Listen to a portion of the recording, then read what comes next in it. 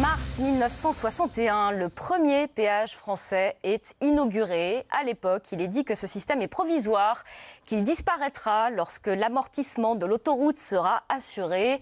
Nous voilà près de 60 ans plus tard. Il y a des péages partout, leur prix n'a cessé d'augmenter. Et depuis un mois, ce sont, avec les radars, des cibles privilégiées des gilets jaunes, que ce soit pour lever les barrières ou parfois les brûler. Cyprien Pézeril. Rallier les conducteurs à leur cause, c'était l'objectif des Gilets jaunes à La Gravelle en Mayenne dès le 24 novembre dernier. Allez-y messieurs dames, c'est gratuit. Et c'est simple, il leur suffit de maintenir la barrière levée. On veut pas embêter les gens parce que les gens qui passent, ils payent pas. On dit merci, merci qui? Merci Manu. Quelques jours plus tard, le principe est aussi utilisé à La Ciotat. Pour les Gilets jaunes, les péages, c'est un symbole de raquette. La première chose que je dirais, c'est redonner le pouvoir d'achat aux Français.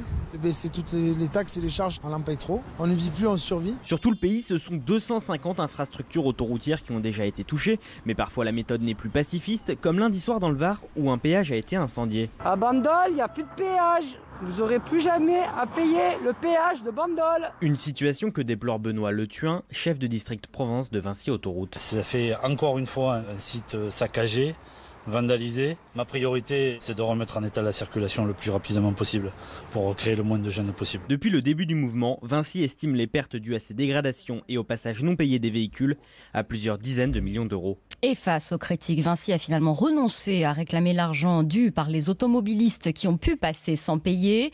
Pour ce qui est des dégâts, on ne sait toujours pas vraiment comment ça va se passer. Après l'incendie du péage de Bandol dans le Var, 17 personnes ont été arrêtées et placées en garde à vue. L'A50 est toujours fermée entre Marseille et Toulon et devrait le rester encore toute la journée.